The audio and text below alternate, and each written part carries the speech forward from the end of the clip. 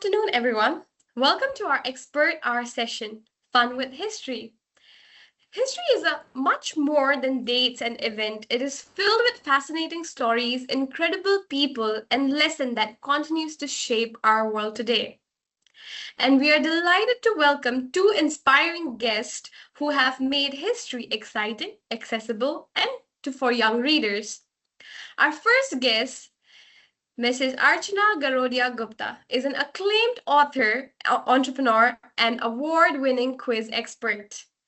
Many know her through her association with Kaun Banega Crorepati and BBC Mastermind, an MBA from IIM Ahmedabad, and former president of FICCI Ladies Organization. She has inspired thousands through her work in education, business, and women empowerment. Most importantly for us today, she has authored several highly acclaimed books that make India history engaging, relatable, and exciting for children. And joining her is Shruti Garodia, a best-selling children author whose passion lies in making history come alive through storytelling. A graduate from Cornell University and a former banker who worked in New York and London. She chose to channel her love for stories into creating books that help young readers connect with India's rich heritage and fascinating past. She is also a frequent speaker at the School of Literary Festival across India and around the world. Together, they have inspired countless young minds to look beyond textbook and discover the excitement hidden within history's pages. Now, it is my absolute pleasure to welcome our distinguished speaker, Archana Garodia Gupta and Shruti Garodia, who will take us on a fascinating journey through stories, people, moments that make history truly fun. Over to you, ma'am. Good afternoon. Good afternoon, ma'am. So it's a pleasure to be here and speaking to you. तो बच्चों, आप लोग सब अलग अलग अपने अपने स्कूलों से ये सुन रहे हैं और मुझे बहुत अच्छा लग रहा है आप लोगों से बात करके। तो मैं और मेरी बहन श्रुति हम किताबें लिखते हैं हिस्ट्री पर और हमारी ये सोच है कि हिस्ट्री में बहुत सारी कहानियां हैं, हम आपके साथ वो कहानियां शेयर करना चाह रहे हैं। तो अभी हमारी एक नई किताब आई है A to Z of Indian history. उसमें 80 छोटी छोटी कहानियां हैं जो आप पढ़ सकते हैं और इंडियन हिस्ट्री के बारे में, और उसमें से हम 5-6 कहानियां आपको सुनाएंगे। हमारी ये कोशिश होती है कि आप हिस्ट्री को मजा लेके पढ़ें। देखिए, कहानियां सबको पसंद है और हिस्ट्री में जितनी इंटरेस्टिंग और अनूठी कहानियां वो और दूसरी जगहों में नहीं होती है। तो मैं पहले तो श्रुति को बोलूंगी कि वो पहली कहानी बताए। नमस्ते बच्चों, nice to meet all of you. I am happy कि मैं और मेरी बहन इधर हैं आपसे बात करने के लिए। तो शुरू करते हैं। बहुत मजेदार कहानियां हैं आज हम लोग जो आपके साथ शेयर करेंगे।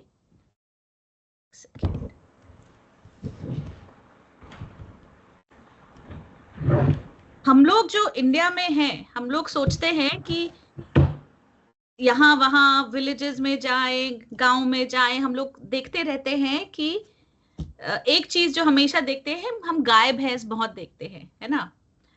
और एक बहुत ज्यादा इंटरेस्टिंग कहानी है जो ज्यादा लोगों को पता नहीं है एक्चुअली, और ये कहानी है कि जो इंडियन भैंसा है वो वेस्ट कैसे गया। भैंसा ये इंडिया से आया था पहले, और जब 8वीं सदी में उमैयद खालिफेट था, उसने गुजरात और सिंध पे थोड़ा कब्जा कर लिया था, और उन लोग का तो किंगडम बहुत बड़ा था, एम्पायर बहुत बड़ा था, और वो लोग काफी उनके आसपास के नेबर्स के साथ काफी लड़ाई करते रहते थे। और एक आपने सुना होगा एक कंट्री सीरिया, वो न्यूज में आता है, वहां पर बहुत झगड़ा होता रहता था उनके नेबरिंग एम्पायर के साथ, बाइजेंटाइन एम्पायर के साथ। तो लड़ाई के कारण काफी लोग भाग गए थे, और वहां भाग गए थे। अगर वो भाग गए तो फिर वो टैक्सेस नहीं देते, और फिर जो किंग्स हैं उनको अपना पैसा नहीं मिलता था। तो जो रूलर था उसने बोला अब क्या करे, क्या क्या करे। और उसने इंडिया से खबर आई कि यहाँ पर एक जानवर है, और जहां जहां वो जानवर जाता है वहां पर लायंस भाग जाते हैं। एक प्रॉब्लम ये हो गया था सीरिया में कि लोग भाग गए थे और उस जगह में सारे शेर आ गए थे, और शेर के कारण फिर वापस लोग वापस नहीं आना चाहते थे ऑब्वियसली। तो उन्होंने बोला नहीं, एक यहाँ पर एक जानवर है जो जहां जहां जहां जाता है वहां पर लायंस नहीं आते। बोला ये कौन सा जानवर है, वो तो हमारे लिए भी डेंजरस होगा। बोला नहीं नहीं। तो उन्होंने बोला यहाँ पर भैंसा रहते हैं, दूध भी बहुत अच्छा देते हैं। तो हजारों भैंस और उनके देखने वाले चल के गए इंडिया से पूरे सीरिया तक, हजारों हजारों मील, ठीक है। और वहां पर बसाए गए, ठीक है। और सही बात है, वहां पर थोड़े दिन बाद शेर चले गए और वापस लोग आने लग गए। तो और उन लोग ने देखा ये तो दूध भी ज्यादा देता है, उसका दूध भी बहुत क्रीमी होता है। तो सब लोग ने, यूरोप में भी बहुत हलचल मच गई। तो थोड़े थोड़े ये जो भैंस हैं उनको गिफ्ट्स में दिया गया, इटली में, ग्रीस में। तो धीरे धीरे धीरे करके ये सब भैंस पूरे यूरोप में बस गए, ठीक है। और मजेदार बात यह है कि जो अरब लोग थे जो लेके गए, जो उनके देखने वाले थे उनका नाम था जट, उनको जट बुलाते थे। और जो हम बोलते हैं जाट, जो जैसे हरियाणा, राजस्थान वगैरह में रहते हैं, तो नाम उनका सिमिलर है अभी भी। और फिर वो घुल मिल गए उधर उस जगह में। और एक और चीज बताऊंगी, मुझे आपको मालूम नहीं, आप लोग पिज्जा खाते होंगे, तो पिज्जा में एक बहुत पनीर जैसे चीज होती है मोज़रेला, जो लोगों को बहुत पसंद है। और ये मोज़रेला चीज इतनी क्रीमी इसीलिए बनी क्योंकि वो भैंस के दूध से बनाई जाती है। और वो इसीलिए इटली जो सब लोग बोलते हैं मोज़रेला तो इटली से आया है, पर लोगों को ये नहीं पता होता कि वो जो इनिशियली जो दूध और चीज जिससे बना है वो भैंस इंडिया से आया है, ठीक है। और जो लोग थे वो भी धीरे धीरे बस गए यूरोप में। और उन देखा जाता था, वो सोचते थे कि जिप्सीज जो बुलाते हैं, और यूरोप में काफी रिसेंटली तक वो अपने कारवानों में घूमते थे, मतलब 20-30 साल पहले तक। और वो जाने जाते थे कि उनके बहुत कलरफुल क्लोथ्स हैं, स्कर्ट हैं, जो हम लोग बोलते हैं लहंगा या घाघरा, उसके जैसे अभी भी लगता है। और लास्ट बात ये है जो बहुत इंटरेस्टिंग है कि उन लोग की जो लैंग्वेज है, जब साइंटिस्ट ने जांच किया, उनको पता चला कि काफी शब्द हिंदी के साथ मिलते हैं। तो जैसे छुरी, 1, 2, 3, बहुत सारे शब्द हिंदी और सिमिलर लैंग्वेजेस के जैसे मिलते हैं। तो और जेनेटिकली भी उनको पता चला कि वो इंडिया से ही आए हैं। तो ये कहानी लिखी तो गई है अरब किताबों में, पर अब लिंग्विस्टिक और जेनेटिक एनालिसिस के साथ हम लोग कह सकते हैं कि प्रोबेबली इसमें काफी सच भी था। तो जब भी आप मोज़रेला देखे या जिप्सीज के बारे में पढ़े या भैंस भैंस को देखे आते जाते, आपको पता चलेगा कि उसकी बहुत आउटसाइज कंट्रीब्यूशन रही है जिंदगी में, स्पेशली यूरोप में और वेस्ट में। ठीक है, तो नेक्स्ट स्टोरी के लिए मैं अर्चना को बुलाती हूँ। तो श्रुति ने इतनी इंटरेस्टिंग कहानी सुनाई भैंसों के बारे में। अब मैं और इटली और मेडिटेरेनियन और रोम और टर्की, इन सब एरियाज के बारे में मैं आपको वर्ल्ड के एक और पार्ट में ले जाना चाहूंगी। Africa, Ethiopia, E for Ethiopia. जैसे हमने कहा इस किताब में 80 कहानियां हैं। ए फॉर अश्व, बी फॉर भैंसा, ई फॉर इथोपिया। तो आप लोगों को मालूम होगा, ज्योग्राफी में पढ़ते होंगे, इथोपिया एक अफ्रीका के ईस्ट कोस्ट पे कंट्री है और हमारा अफ्रीका के साथ बहुत ही सालों से we have had a trade relationship. आप लोग उड़द की दाल खाते होंगे, राजमा खाते, उड़द की दाल खाते होंगे, अपना बाजरा कभी खाया होगा। ये सारी चीजें 3-4 हजार साल पहले इथोपिया से आई थी और फिर इंडिया में हम पैदा करने लगे। और हम तो सोचते हैं कि इतनी इंडियन चीज तो कोई हो ही नहीं सकती जैसे हम इनकी बात कर रहे हैं। पर तो हमारी ट्रेड रिलेशनशिप इथोपिया के साथ हजारों साल पुरानी है। पर अभी मैं एक खास रिलेशनशिप के बारे में बात करना चाहती हूँ। आपको वो पेज दिखाती हूँ जिसमें हमारी किताब में, जहां हम इथोपिया के बारे में बात कर रहे हैं। तो बहुत साल पहले, आप समझिए लगभग 1000 साल पहले, 800-1000 साल पहले, अरब ट्रेडर्स जो थे वो इथोपिया में रेड करके उनके लोगों को किडनैप करके स्लेव्स बना के इंडिया में बेचते थे। और यहाँ के जो सुल्तान थे, जो राजा थे, उनको खरीद के उनको अपने यहाँ रखते थे। अब स्लेव्स, नॉर्मली हम स्लेव्स के बारे में बात करते हैं, क्यों चाहिए होते हैं? प्रोडक्शन करने के लिए, खेती करने के लिए, फैक्ट्री में प्रोड्यूस करने के लिए, इन सब चीज़ों के लिए लोगों को स्लेव की ज़रूरत होती है। पर इंडिया में तो कोई लोगों की कमी नहीं थी। आपको क्यों बाहर से आपको खरीदने की क्या ज़रूरत थी? जो भी काम करना है, इंडिया में तो लोग हैं ही ना सब काम करने के लिए। पर वो सोचते थे, उस ज़माने में ये सोच थी कि जो इथोपियंस हैं वो बहुत अच्छे योद्धा, they are very good warriors, वो बहुत अच्छा लड़ सकते हैं। तो जो भी दिल्ली के सुल्तान थे, साउथ में जो डेक्कन सल्तनत थी, बीजापुर, अहमदनगर और ये सब, इन सब के पास ब्लैक स्लेव्स होते थे।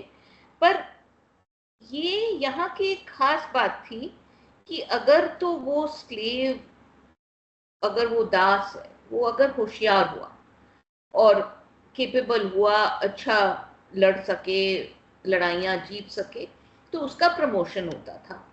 फिर कुछ दिन में उसको फ्री कर देते थे।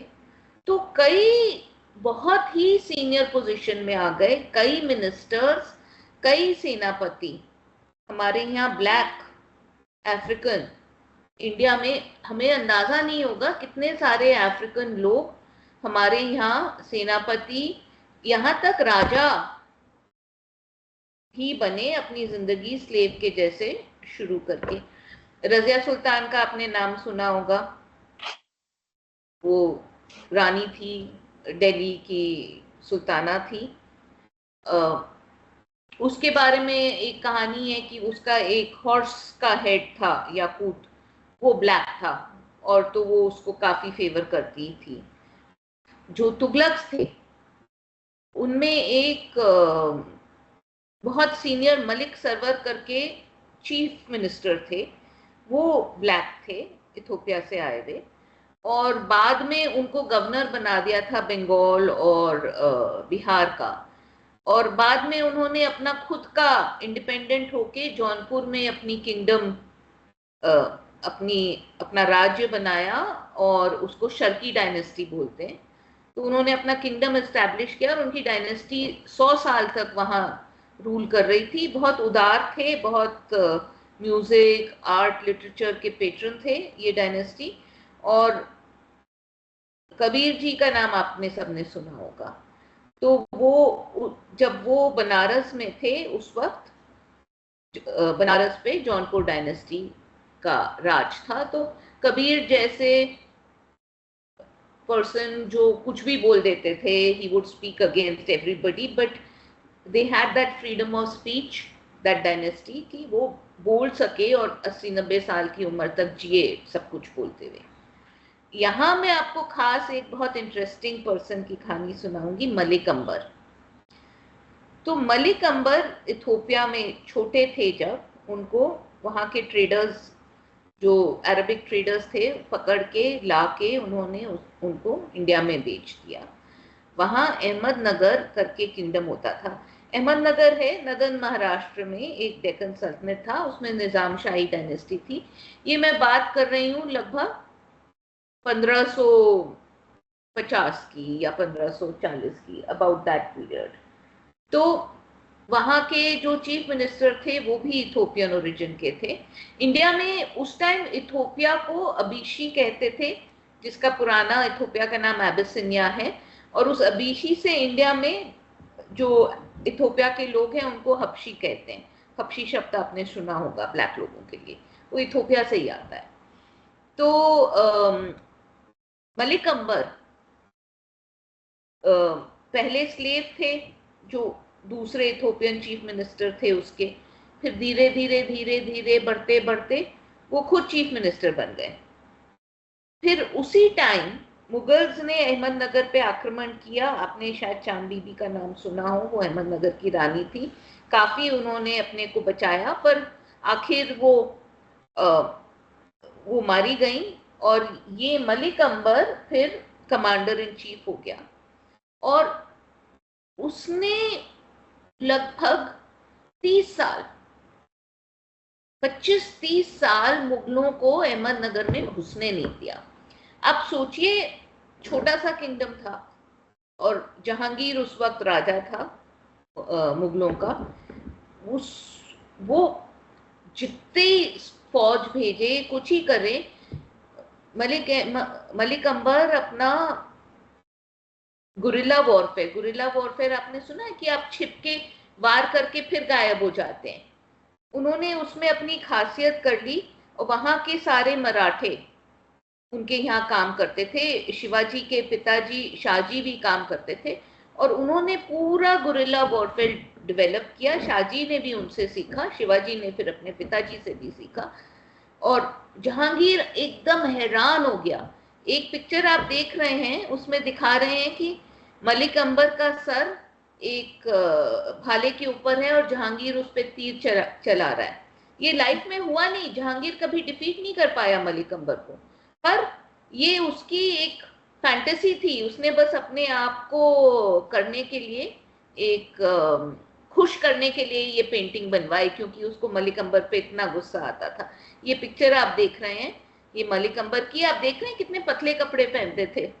इंडिया की खासियत थी एकदम पतला मसलिन, कॉटन, मलमल जो हम पहना करते थे। तो आपको अभी भी बहुत सारे उनके जो डिसेंडेंट्स थे, हजारों लाखों जो आए थे, घुल मिल गए, पर उनके बच्चे पोते सब अभी भी इंडिया में हैं। पोर्टुगीज बाद में कुछ लाए थे, वो सिद्दी कहलाते हैं और उनकी ट्राइब्स अलग से अभी भी गुजरात में हैं। आप गूगल करके देखिएगा वर्ड सिद्दी ट्राइब्स, ये करके देखिएगा, आपको पता चलेगा। अब श्रुति। That was very interesting. और ये मलमल तो बहुत ज्यादा पतला है, मतलब जो देखें इसको, मतलब सब कुछ बिल्कुल ट्रांसपेरेंट। ठीक है, अभी बात करते हैं एक बहुत ज्यादा फैसिनेटिंग लेडी की, जिसका नाम था फरजाना और बाद में बना जोआना। ठीक है, और उसके बारे में बात करते हैं।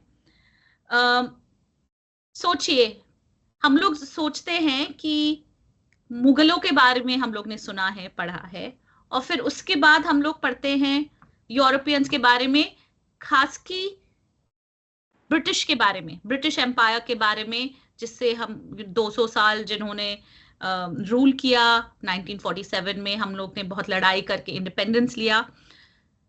पर बीच में जैसे औरंगजेब का जब डेथ हुआ 1707 में, उसके बाद और जब तक ब्रिटिश ने पूरा थोड़ा कब्जा करना शुरू किया था, उस टाइम में बहुत सारे यूरोपियंस, उस टाइम एम्पायर वीक हो रहा था, तो बहुत वॉरियर के लिए, सोल्जर्स के लिए बहुत अपॉर्चुनिटीज थे कि आके अपना फॉर्च्यून बनाए, क्योंकि काफी छोटे छोटे किंगडम्स, बड़े छोटे किंगडम्स एक दूसरे से लड़ते रहते थे।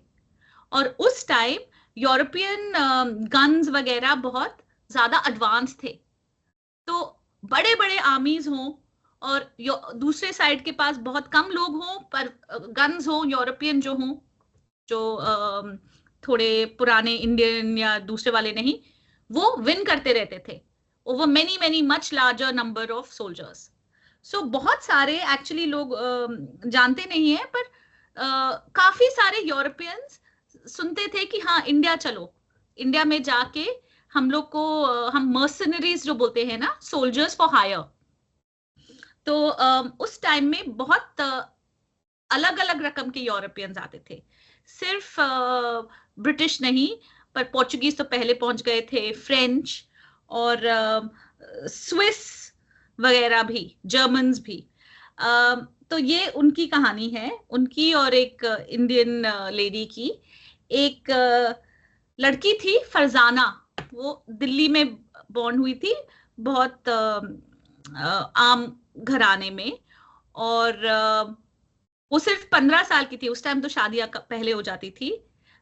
वो चांदनी चौक से थी दिल्ली में, और एक स्विस मर्सनरी था जिसका नाम था वॉल्टर राइनहार्ड सोम्ब्रे। वो पहुंच गया था टू बिकम अ मर्सनरी, और उसको जब वो फरजाना से मिले, उनको प्यार हो गया, उनकी शादी हो गई, ठीक है, और वो काफी ओल्डर थे उनसे। उस टाइम जैसे मैंने कहा, ये मुगल एम्पायर धीरे धीरे करके बहुत बड़ा था, पूरा इंडिया को स्पैन करता था प्रैक्टिकली जब औरंगजेब थे, और वो धीरे धीरे करके छोटा होते जा रहा था। तो काफी केओटिक टाइम था, कंफ्यूजन वाला टाइम था, बहुत लड़ाइयां होती रहती थी, सब लोग थोड़ा पावर ग्रैब करने की कोशिश कर रहे थे, अपना खुद का किंगडम बनाने की कोशिश कर रहे थे। और राइनहार्ट और उसके 4000 लोग हमें मर्सनरीज के जैसे यहाँ से वहां, वहां से वहां, जो भी उनको पैसा दे उनके लिए लड़ाई करते थे। और फिर उन्होंने मुगल्स को ज्वाइन किया, वो काफी वीक हो गए थे तब तक। एंड फरजाना जो थी, वो उनको मालूम था कैसे मुगल एम्परर से बात करनी है, कैसे उनको उनके साथ जताना है। So she became a big court favourite. तो उन्होंने फरजाना ने उनको धीरे धीरे करके कोर्ट में जो सारे कोर्टियर्स होते हैं उनमें फेवरेट बन गए, जबकि वो नोबल्स भी नहीं थे, उनका कोई बैकग्राउंड भी नहीं था, फैमिली कनेक्शंस भी नहीं थे। और इतना कि एक जागीर थी सरधाना जो मेरठ के पास है, उनको उनको दे दिया गया to become the rulers. And उसके बाद उन दिनों में अगर हस्बैंड की डेथ हो जाती थी तो विमेन का कोई रोल नहीं रहता था normally. It was very difficult independently for women to have any kind of career और एनीथिंग लाइक दैट, है ना। और इस टाइम बेगम समरू सिर्फ 27 साल की थी, पर उनके पास हजारों हजारों इंडियन सैनिक और यूरोपियन ऑफिसर्स भी, और ये थी सिर्फ बहुत छोटी सी थी, 4.5 फुट की। उन्होंने बोला नहीं, मैं रूल करूंगी, कोई मुझे यहां से निकाल नहीं सकता। और उन्होंने रूल किया, मतलब हजारों हजारों सैनिक उनको रिपोर्ट करते थे, वो कमांडर थी, वो खुद बैटलफील्ड में पहुंचती थी, या तो फिर पालकी में या तो फिर हाथी के ऊपर। और उससे और अजूबे की बात है कि उनका नाम बन गया बेगम समरू। ठीक है, समरू सोम्ब्रे से समरू बन गया, और वो जीतती रहती थी। सब लोग ने सोचा ये छोटी सी लड़की कैसे जीत रही है।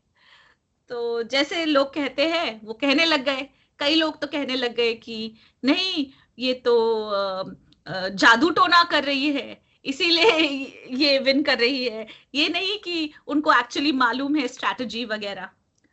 और वो मुगलों के लिए उनका जो एम्परर था शाह आलम द सेकेंड, वो तो उनको बेटी बुलाने लग गया, क्योंकि उन्होंने आके इतने बार उनकी मदद की, क्योंकि लोग आते रहते थे, अटैक करते रहते थे।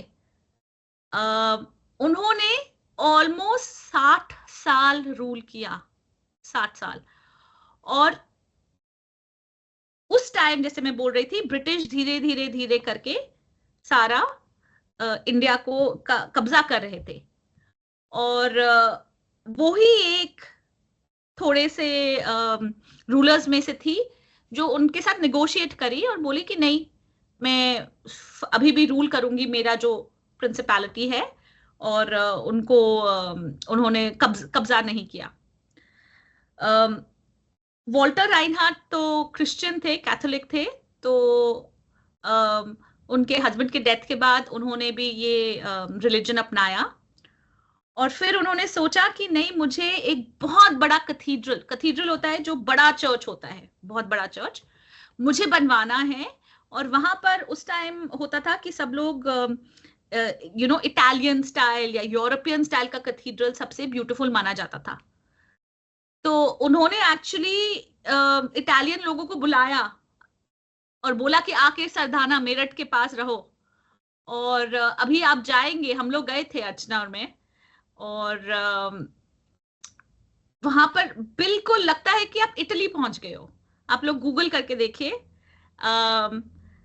और लगता है कि उन्होंने बिल्कुल बोला आप यहाँ पर अच्छे से रहो, और बहुत बड़ा और बहुत ब्यूटीफुल कैथीड्रल है, बिल्कुल गांव के बीच में, आसपास में सिर्फ खेत है। और उनका एक बड़ा सा हवेली भी थी रेड फोर्ट में, पर अब अच्छे से मेंटेन नहीं किया हुआ है। पर ये बहुत इंस्पायरिंग स्टोरी है कि बिल्कुल 15 साल से उनका कोई कॉन्टैक्ट नहीं, कुछ नहीं, और उन्होंने सिर्फ अपने टैलेंट्स और अपने कॉन्फिडेंस के साथ उन्होंने ऑलमोस्ट 60 साल अपने नाम पे रूल किया। कोई उनको कोई आदमी की जरूरत नहीं पड़ी। So very interesting. I'll give it to Archana now. ये था उनका कोट। तो अब आते हैं आप लोगों के चहेते फेवरेट पेट की। आई थिंक हम अग्री कर सकते हैं कि dogs are everybody's favourite pets. तो मैं आपको इंडिया और इंडियन डॉग्स के बारे में कुछ कहानी सुनाऊंगी। आजकल आप मोस्ट घरों में देखें तो जो उनके पेट्स होते हैं वो कोई जर्मन शेफर्ड हो गया, कोई पोमरेनियन हो गया, कोई शीट्जू हो गया, कोई रिट्रीवर हो गया, ये सब डॉग्स हैं, ये सब यूरोप के डॉग्स हैं, या कहीं आप समझिए तिब्बत के हो गए। पर हमारे इंडिया में हमेशा से डॉग्स पालतू रहे हैं, और लगभग 2500 साल पहले इंडियन डॉग्स की बहुत मशहूर थे, क्योंकि ये माना जाता था कि ये बहुत अच्छे से लड़ सकते हैं और कभी पीछे नहीं हटते। उनको आप शेर से लड़ा लो, हाथी से लड़ा लो, वो लड़ते रहेंगे, वो कभी पीछे नहीं हटेंगे। तो इसलिए दूसरे देश जिनका इंडिया से कांटेक्ट था, वो यहाँ से डॉग्स इंपोर्ट करके रखते थे, अपनी आर्मी में भर्ती करते थे, उनके राजा लोग रखते थे। जैसे कि खास चीज, जैसे हम लोगों को भी कोई इंपोर्टेड चीज का शौक है, वैसे इंडियन डॉग्स का लोगों को बहुत शौक था। 2500 साल पहले सबसे बड़ा एम्पायर वर्ल्ड में पर्शियन एम्पायर था, जो आज के दिन ईरान है। तो ईरान में जो डायनेस्टी थी, उन्होंने अपना कॉन्कर किया। इंडिया में इंडस के वेस्ट कोस्ट सिंध, गांधार, ये सब, मुल्तान, ये सब उन्होंने कॉन्कर किया। और वेस्ट में जाके अफ्रीका में इजिप्ट और ग्रीस वगैरह के अगल बगल की एरियाज, ये सब कॉन्कर किया। तो 3 कॉन्टिनेंट्स पे पर्शियन एम्पायर था। ये लगभग, पर्शियन एम्पायर में इंडियन सोल्जर्स भी होते थे क्योंकि इंडिया के कुछ वेस्टर्न भाग पे उनका अधिकार था, और डॉग्स रखते थे। ये हमें पता है कि जो पर्शियन किंग था वो हंड्रेड्स ऑफ इंडियन डॉग्स रखता था, और 4 गांव का टैक्स लगता था इन कुत्तों को पालने में। और 480 बीसी में पर्शियन किंग ने ग्रीस को इन्वेड किया था, लगभग 5 लाख सोल्जर्स के साथ। अब ये सोल्जर्स ऑल ओवर उनके पूरे एम्पायर से थे, अफ्रीका से भी थे, एशिया से भी थे, इंडिया से भी थे। जो उस वक्त के ग्रीक्स हैं उन्होंने मेंशन किया है कि इंडियन सोल्जर्स थे वो कॉटन के कपड़े पहनते थे, उनके बांस की केन के शील्ड्स होते थे और बांस से बनी एरोज होते थे। और ये भी मेंशन किया है कि इंडियन डॉग्स थे। तो ये डॉग्स हैं, ये गार्ड डॉग्स नहीं थे। आजकल तो जो हम कुत्ते रखते हैं मोस्टली गार्ड डॉग के तौर पे रखते हैं ना, कि आपको सावधान कर दें, कोई आ रहा है भौंक दें, आपको प्रोटेक्ट कर लें। ये कुत्ते थे अटैक डॉग्स। तो उनको सिखाया गया था कि जाके अटैक करें एनिमी को। अब आप लोगों सबने सिकंदर का नाम सुना होगा, एलेक्जेंडर इंडिया आए थे 320-325 बीसी में। वो ग्रीक थे और उन्होंने इंडिया इन्वेड किया। मैं बस ये बोल रही हूँ कि Indians and Indian dogs invaded Greece before Alexander invaded India. तो बहुत ये सब कहानियां हम सुना रहे हैं, आपको एक बता रहे हैं कि कितना हमारा पूरी दुनिया से कांटेक्ट था। हम सिर्फ अकेले अलग से नहीं रहते थे, इंडिया कनेक्टेड है लैंड रूट से। हम ऑस्ट्रेलिया नहीं थे कि कोई पहुंच ही नहीं सके, वैसे इंडियन डॉग्स ही ऑस्ट्रेलिया पहुंचे। और आप ये गूगल करिएगा वर्ड डिंगो। डिंगो एकमात्र मैमल है नॉर्मल जो ऑस्ट्रेलिया में पाया गया, बाकी तो सब मार्supial होते। और अब जेनेटिक एनालिसिस समझ में आया, दिखने में भी, अब डिंगो गूगल करिए, एकदम जो सड़क पे कुत्ते होते हैं वैसे दिखता है इंडिया में। और इंडिया से गए हुए लगभग सारे डिंगो कोई एक इंडियन कुत्ते से डिसेंडेड है जो 5000 साल पहले ऑस्ट्रेलिया पहुंचा था। कैसे हमें पता नहीं, पर एक और इंडियन डॉग की स्टोरी। अच्छा, एलेक्जेंडर जब इंडिया आया तो इंडिया से लोग सोना ले जाते हैं, चांदी ले जाते हैं, बढ़िया टेक्सटाइल ले जाते हैं, पर अपने साथ वो 150 कुत्ते भी ले गया, क्योंकि as I said Indian dogs बहुत खास थे। बाद तक इंडियन ब्रीड्स होते हैं, जैसे राजापलायम, आप जो पिक्चर देख रहे हैं बहुत सुंदर है, ये साउथ इंडियन ब्रीड है। इसकी एक कहानी लगभग 1800 में जो तमिल जमींदार थे जिनको पलयक्कर या पॉलीगर बोलते हैं, उन्होंने अंग्रेजों के खिलाफ युद्ध किया था, उसको पॉलीगर वॉर बोलते हैं। और उसमें हमें पता है कि इनके ये ट्रेंड राजापलायम डॉग्स होते थे। इनको ट्रेन किया गया था कि अंग्रेजों के घोड़ों को जाके उनके घुटने के पीछे की नस चबा जाए। तो वो नस हैमस्ट्रिंग जो बोलते हैं, जो मसल होता है हैमस्ट्रिंग, वो अगर कट जाती है तो घोड़ा चल नहीं सकता है। तो वो इंडियन पॉलीगर्स राजापलायम हाउंड्स को घोड़ों के हैमस्ट्रिंग को काटने के लिए ट्रेन किए थे। एक कहानी मैंने पढ़ी जो ये थे असम में। अब औरंगजेब के वक्त राजा राम सिंह जो जयपुर के राजा थे, उनको भेजा गया मुगल आर्मी के साथ असम को कॉन्कर करने के लिए। आपने शायद, असमीज ने बहुत अच्छी लड़ाई करी, बहुत डट के लड़ाई करी, और फाइनली उनको वापस आना पड़ा। वो असम को कॉन्कर नहीं कर पाए। लचित बरफुकन का नाम सुना होगा, वो बहुत फेमस हीरो हैं जिन्होंने हराया। पर जो असमीज वहाँ उस वक्त की जो कविताएं हैं, जो फोक स्टोरीज हैं, फोक सॉन्ग्स हैं, उसमें वो कहते हैं कि राजा राम सिंह के पास कुत्तों की पलटन थी। तो रात में जब असमीज सो रहे थे तो ये कुत्ते ट्रेन थे कि मुगल मतलब जो जयपुर की आर्मी थी उससे निकल के असमीज कैंप में घुस के लोगों को घसीट के ले जाते थे।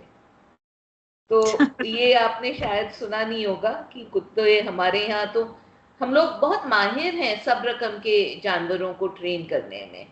जैसे कि हमने हाथी पहले इंडिया में पालतू हुए, हम सांप, बंदर, कुत्ते, गो सब हम ट्रेन कर पाते हैं। ये इंडिया की एक बात है कि बहुत, घोड़े तो ऑफ कोर्स, बट ये कुत्तों की कुछ कहानियां आप लोग रखें तो इंडियन ब्रीड्स जैसे बूटियां हैं, मुधोल हाउंड हैं, बहुत सारे इंडियन ब्रीड्स हैं, हमें उनका भी सोचना चाहिए जब हम पेट लेने की सोचें।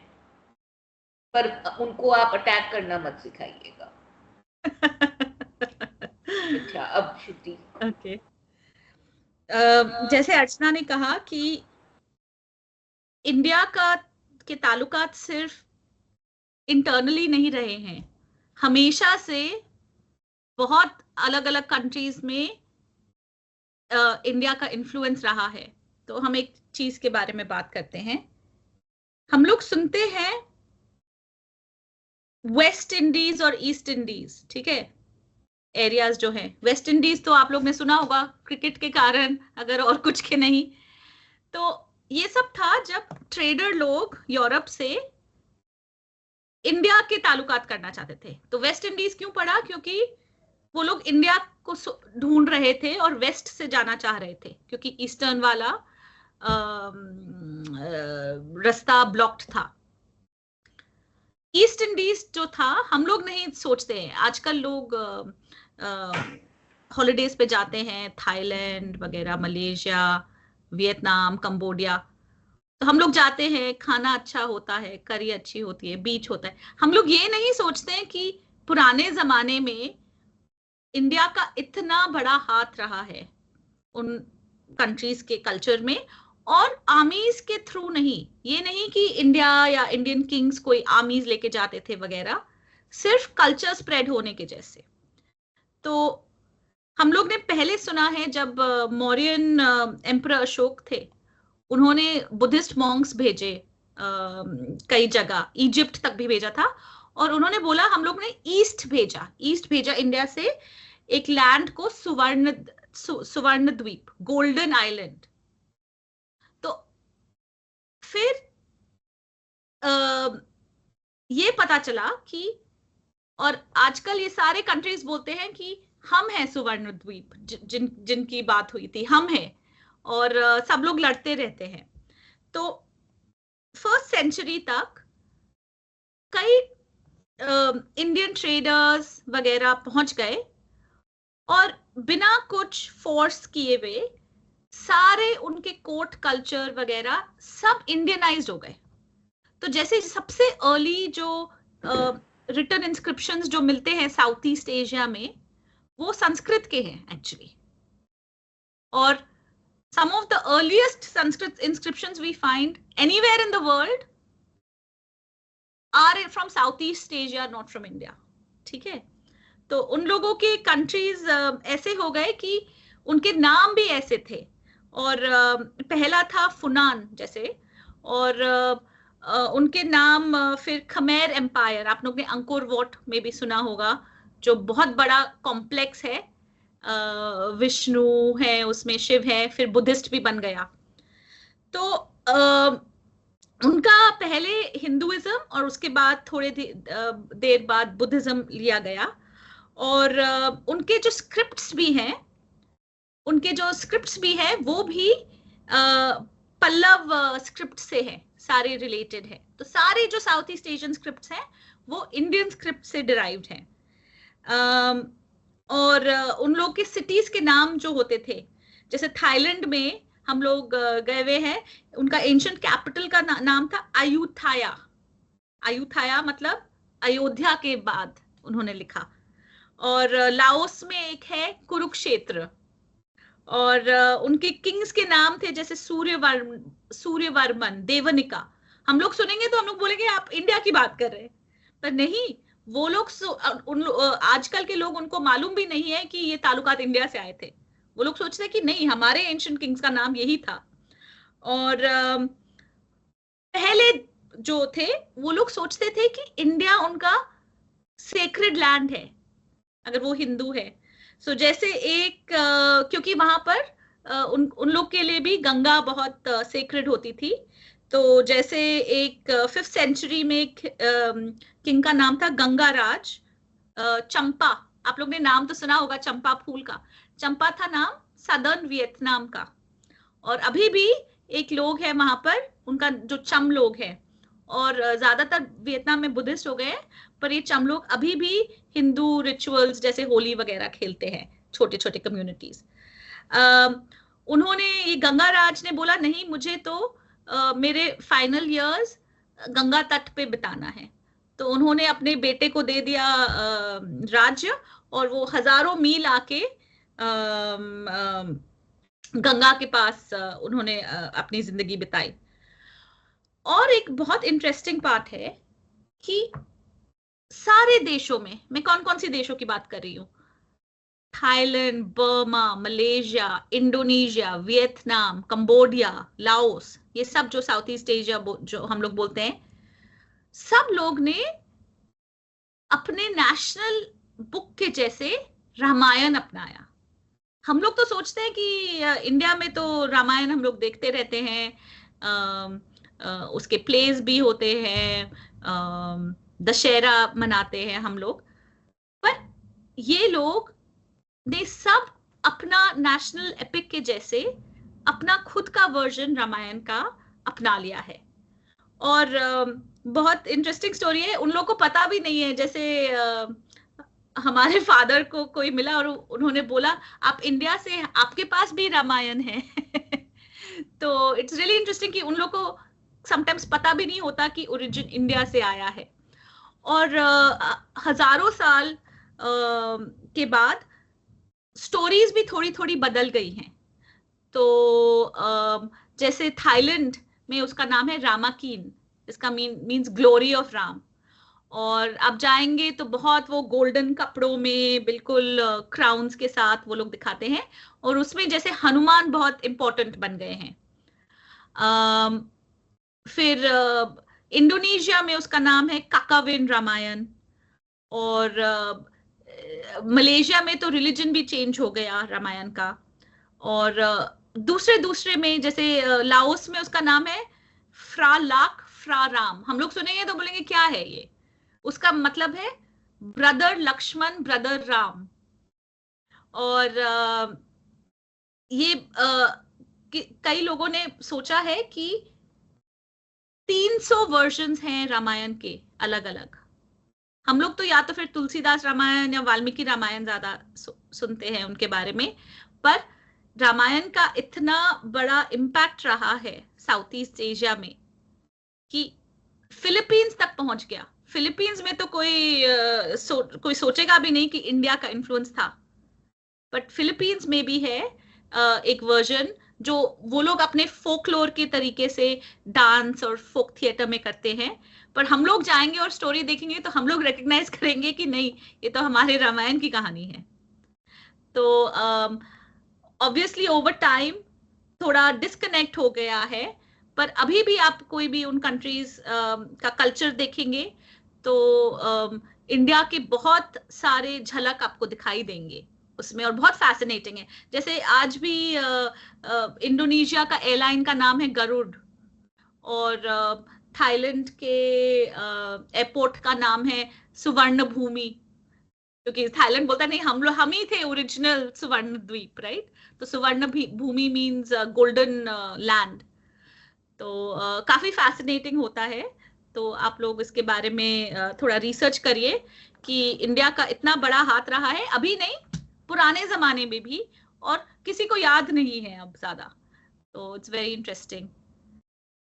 सो ये देखिए ऐसे गया था।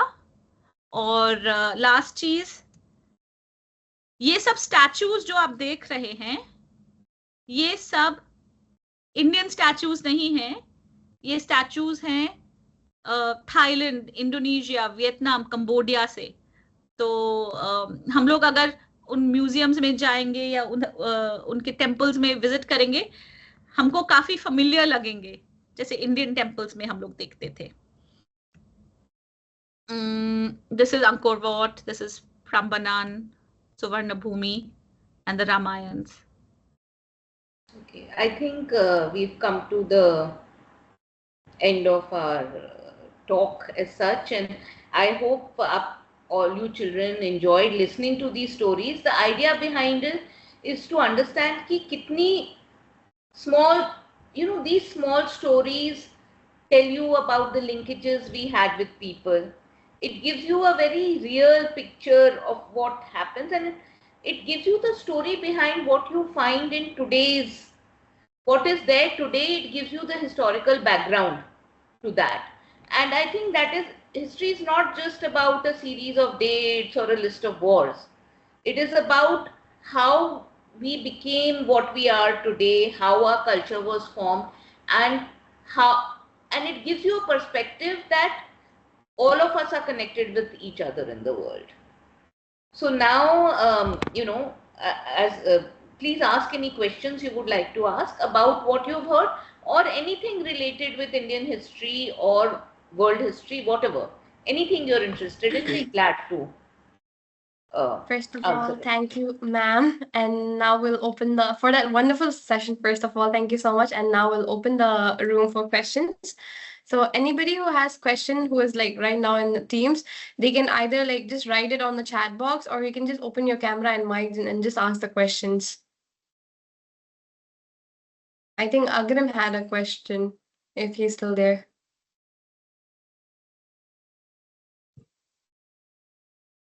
Yes, ma'am. Good afternoon, ma'am. Good afternoon.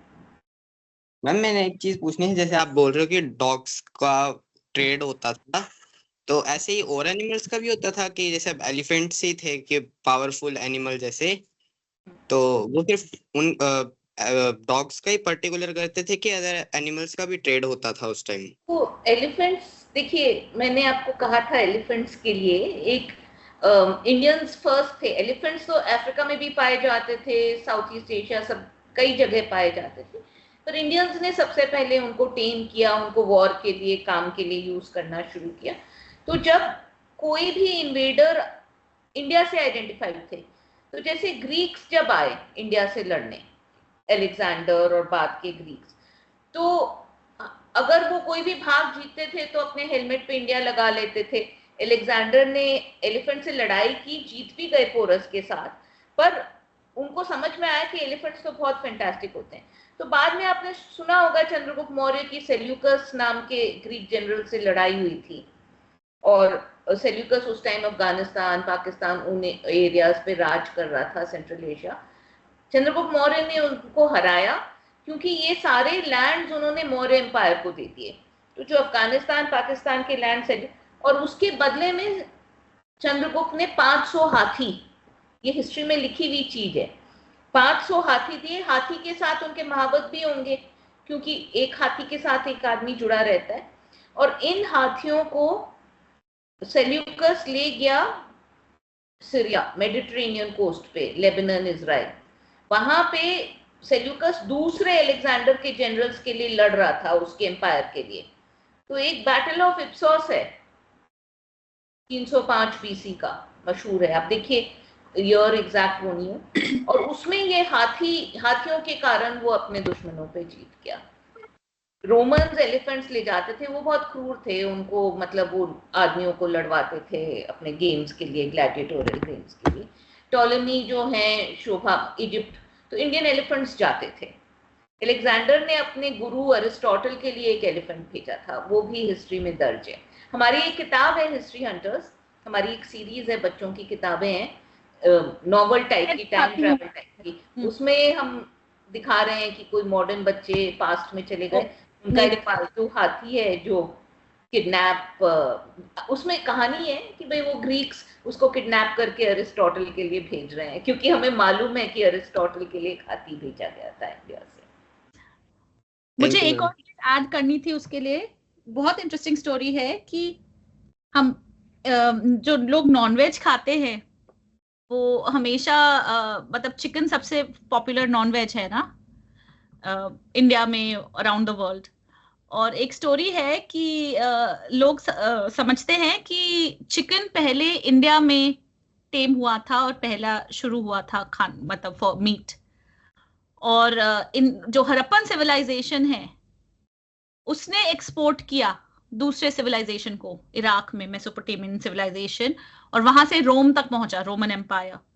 तो एक आर्ग्यूमेंट है, पूरा 100% प्रूवन नहीं है, पर लोग सोचते हैं कि दुनिया के सारे जो टेम चिकन है जो खाते हैं वो इंडिया से ही शुरू हुआ है, विच आई फाइंड वेरी फैसिनेटिंग।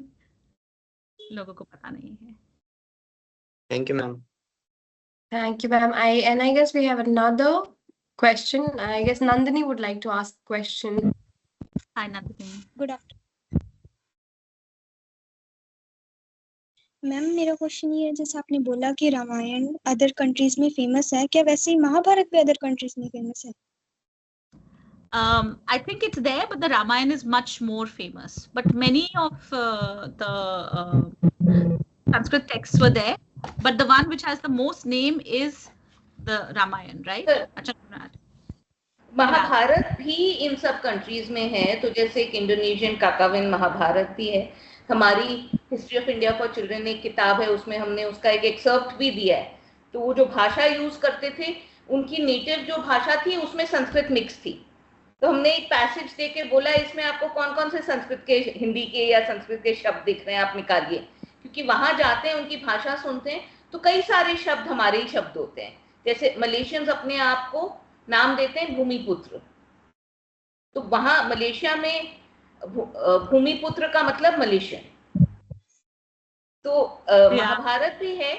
और बाली वगैरह में जैसे मैं गई थी घूमने के लिए, तो आप सड़क पे जाएंगे तो जो मूर्तियां रहती हैं ना सड़कों में, बीच बीच में अपने भी मूर्ति बना लेते हैं कुछ।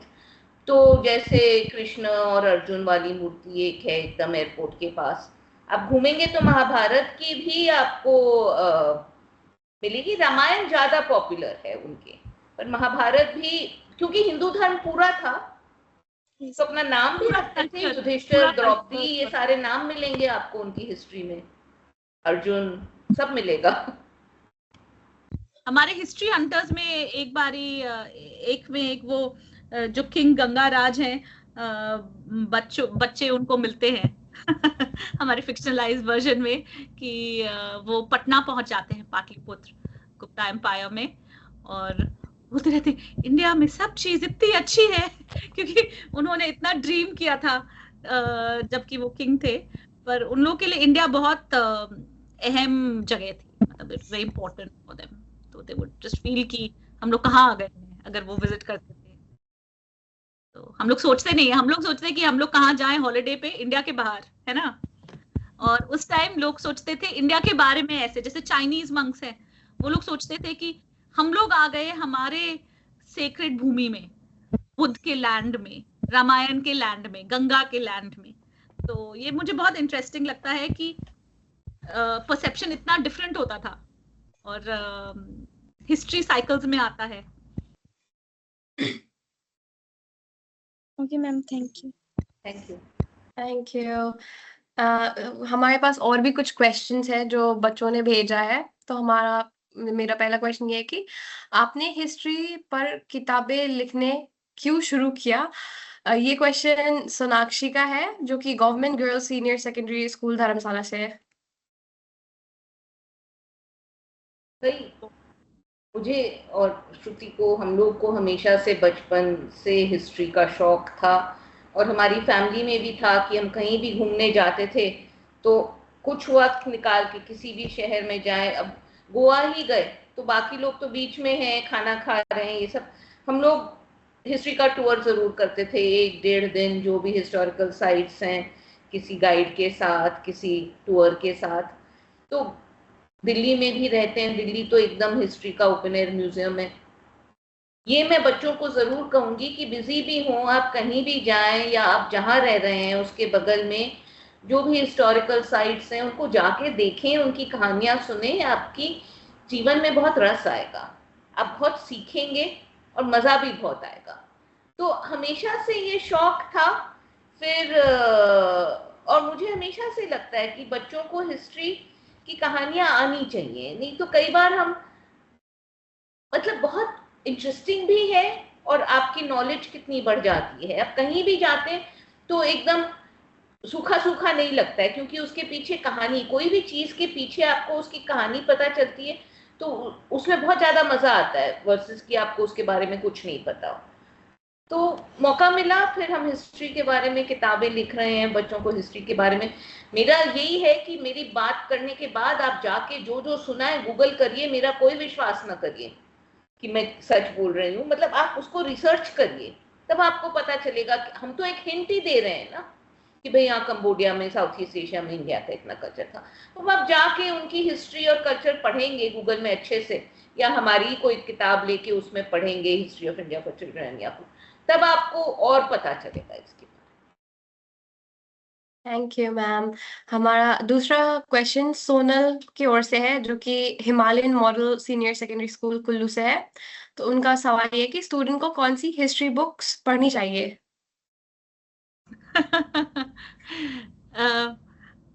आई थिंक अगर डिपेंड्स, अगर आपकी लेवल ऑफ इंटरेस्ट और आप कहाँ से शुरू कर रहे हैं। सो आई थिंक काफी लोग सोचते हैं कि जो हिस्ट्री है वो थोड़ी बोरिंग है, क्यों हमको रटा जा रहा, वी हैव टू रटोफाई एवरी ऑल द फैक्ट्स, तो उनको इंटरेस्ट उनका चला जाता है। तो I think the main thing is, जैसे अर्चना ने कहा जब विजिट करते हैं कोई जगह, कि आपकी इंटरेस्ट को जगाने की कोशिश होनी चाहिए। So it should always be books which are written in a very fascinating way, मतलब इंटरेस्टिंग स्टोरीज हो, टिडबिट्स हो, फैक्ट्स हो। तो इसीलिए हम लोग ने एक्चुअली हमारी जो फर्स्ट 2 किताबें हैं, history of India for children, for precisely this reason कि बच्चों जो समझते हैं कि हिस्ट्री बोरिंग है, हम उसको अनबोरिंग बनाएंगे हम उसको मजेदार बनाएंगे, हम उसको रस देंगे कि जैसे आप अपने फ्रेंड के साथ कहानियां डिस्कस कर रहे हो, फिर आपको मालूम है क्या हुआ फिर नेक्स्ट, फिर उस रूलर ने पता है क्या किया, ऐसे करके तो फिर इंटरेस्ट आता है। ये नहीं कि सिर्फ हम लोग डेट्स पढ़ रहे हैं हिस्ट्री में कि 1757 में क्या हुआ, इस वाले डेट्स में क्या हुआ, पर आप देखिए उन जो हमारे हिस्टोरिकल फिगर्स हैं उनको think about them as real people, and we always like to know, as humans we always like to know about other people, right? So not to say that, but I think our books, and then the which is not for fiction, history of India for children, the idea is always that we say कि every page पे at least 1-2 facts होने चाहिए कि आप पढ़े और आप बोले अच्छा ये सच है, चलो मैं गूगल करके देखती हूँ कि सच है कि नहीं, और फिर वो सच है क्योंकि हम लोग ने बहुत रिसर्च किया है। और हमारे जो हिस्ट्री हंटर सीरीज है, हमने सेम चीज की, हम लोग ने बोला कि चलो और भी इंटरेस्टिंग करते हैं, एक्चुअल बच्चों को भेजते हैं हिस्ट्री में फिक्शनलाइज करके, पर जो भी वो लोग देखते हैं हर पीरियड में, अकबर के टाइम हो या गुप्ता टाइम हो या चंद्रगुप्त मौर्य के टाइम हो, सब बहुत अच्छे से रिसर्च किया हुआ है, उसमें कोई मेड अप चीज नहीं है। जो मेड अप है वो बच्चे हैं, वो फिक्शनल है, पर वो जो भी देखते हैं वो सब सच हुआ, पर हम लोग कहानी के तौर पे बताते हैं। जैसे अर्चना ने कहा कि हम लोग बच्चों को बोलते हैं कि वो एलिफेंट भेजा जा रहा था अरिस्टोटल के पास, ऑब्वियसली बच्चे रियल नहीं है, पर सब लोग सोचते हैं कि अरिस्टोटल को मिला था एक एलिफेंट इंडिया से। तो इट बिकम्स वेरी फैसिनेटिंग कि अच्छा ये हुआ था, उन्होंने, हम लोग बिल्कुल ग्रीक फिलोसोफर के बारे में, he was getting a gift of an elephant from India.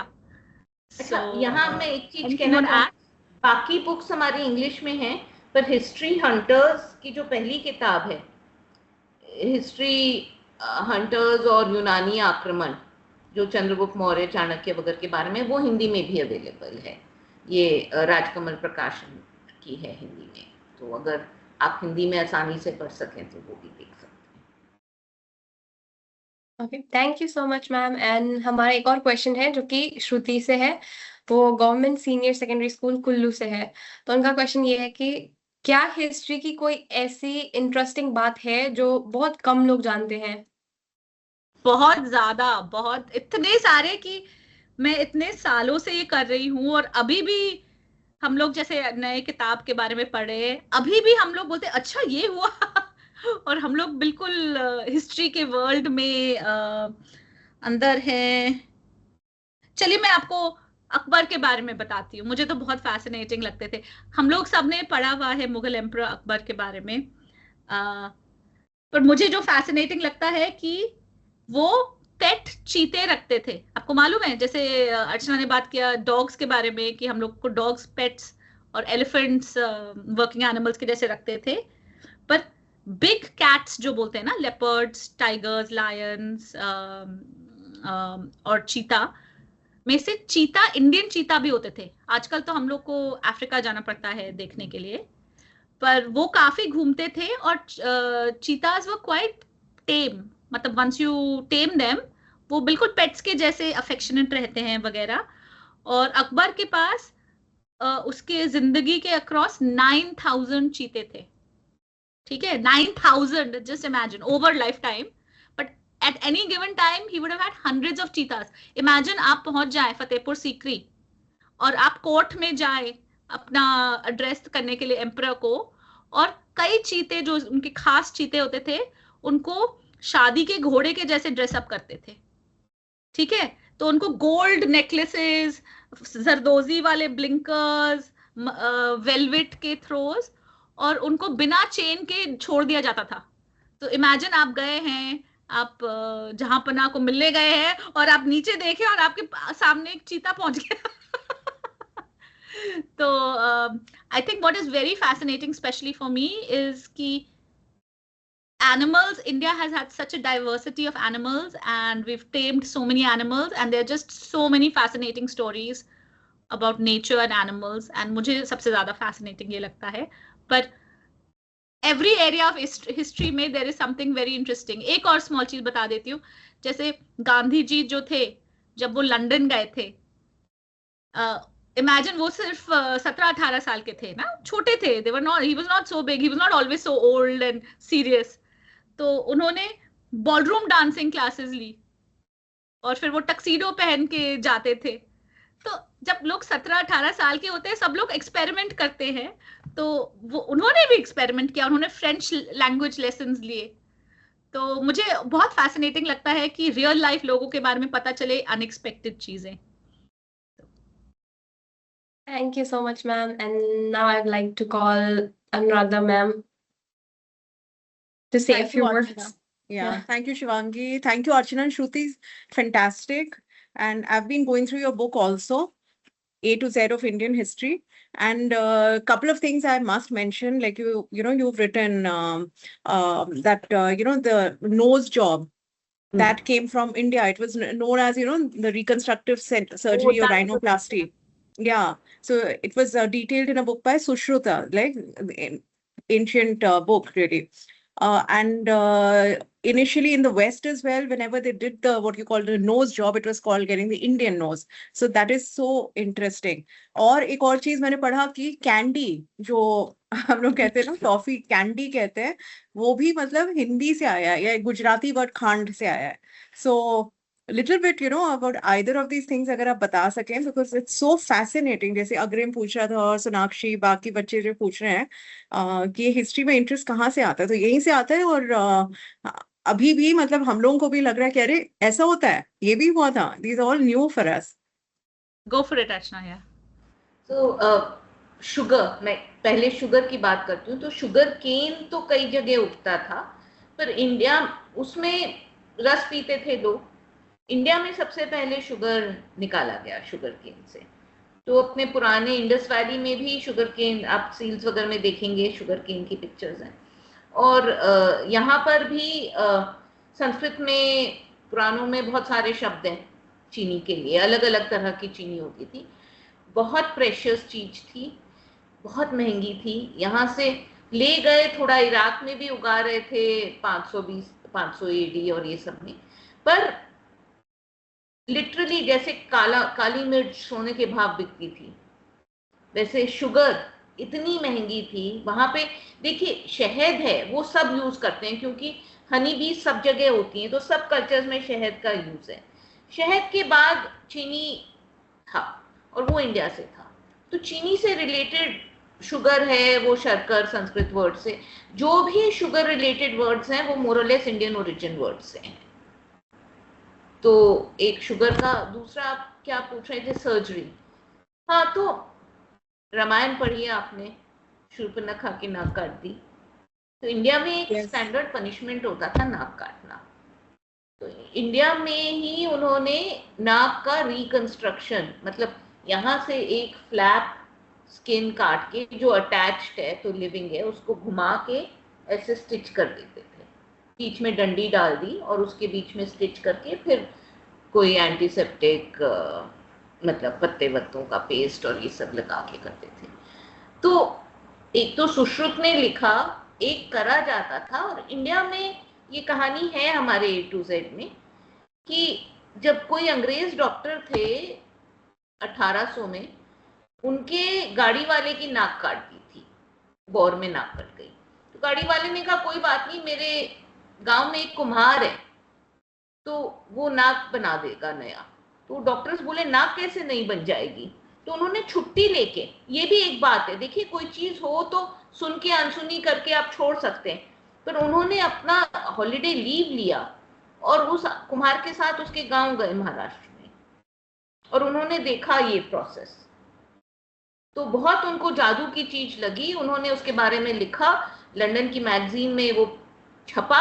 उसके बाद वापस प्लास्टिक सर्जरी शुरू हुई। पर इंडियन नोज की बहुत कहानियां हैं हिस्ट्री में अदरवाइज भी। और वो बहुत सारे सुश्रुत के किताब में सिजेरियन सेक्शन के बारे में लिखते हैं, कैटरैक्ट के बारे में लिखते हैं। तो मतलब सिर्फ प्लास्टिक सर्जरी ही नहीं, बहुत डिफरेंट टाइप्स ऑफ सर्जरीज अच्छे से डिटेल करी हुई हैं। बट इंडियन डॉक्टर्स बहुत मशहूर थे पास्ट में। इंडियन डॉक्टर्स बहुत जाते थे यहाँ से। अरब किंगडम में, बगदाद में, जो आपने अरेबियन नाइट्स अगर पढ़ी है, हारून अल रशीद जो खलीफा है अरेबियन नाइट्स का, उन्होंने एक बड़ा अस्पताल बनाया था और उसका हेड वाज इंडियन ब्राह्मण कॉल्ड कंक। इंडियन डॉक्टर्स हम एक्सपोर्ट कर रहे हैं, अभी भी कर रहे हैं, तब से हजारों साल से कर रहे हैं। That's great. It's not now. It's been going on forever. Indian medical knowledge was very forward. Ashoka, when he sent his missionaries, साथ में उन्होंने डॉक्टर्स और प्लांट्स भेजे, और इजिप्ट में इधर उधर वहां पे वो प्लांट्स, मेडिसिनल प्लांट्स की प्लांटेशन करवाई और साथ में डॉक्टर्स भेजे, जस्ट फॉर गुडविल, जस्ट कि मैं लोगों की मदद करना चाहता हूं। तो इंडिया की तरफ से हम सिर्फ बुद्ध का उपदेश नहीं भेज रहे हैं, हम डॉक्टर और मेडिसिन भेज रहे हैं, आप उगाइए, आप सीखिए हमारे से। Yeah, that's so interesting, so good to know. And I love what you said, that we are all interconnected. Something came from India, went everywhere. Something came from outside, came here. I remember reading your book, Indian History. And there were so many things, about spices from India and so many things, that we think are Indian, but actually they've come from around the world. So anyway, that's something probably for another session. And mozzarella, I got to know today that, the buffalo mozzarella. The buffaloes. There was a king who presented, Arab king who presented 500 buffaloes to the king of northern Italy. Lombardy. The bhaisas used to be royal gifts because what's guy se acha doodh hai inka. I went to Italy a few years ago, and it's very interesting that Punjabi farmers are still imported from India today. This happened in 780. So there is still because mozzarella is of course a big export from Italy, right? So you still have these Italian Indians of just a couple of generations, because they're like these farmers, fresh farmers from India, know how to manage the buffaloes and get the cheese. Aaj tak a very big part of the mozzarella farming. This is very interesting how history carries on. That even today a big subsection of mozzarella farming is done by Punjabi farmers in Italy. So even in very small parts of Italy, you'll find Indian, Sikhs, Jats, stuff like that, who are being imported today, saying, please come and work for us and look after the buffaloes and for the mozzarella cheese that we export from here, which I think is really fascinating, right? Like 1200 years in the future, whatever. Yeah. And so it's not just doctors, it's even farmers, mozzarella farmers. Mozzarella farmers. Yeah. I found it very interesting because from doctors to mozzarella farmers. Yes. Fantastic. Thank you, Archana and Shruti, for doing this for us. I mean, I really enjoyed it, and I'm sure, all the children and the students and the teachers, of course, who've made this possible, to get the students for us.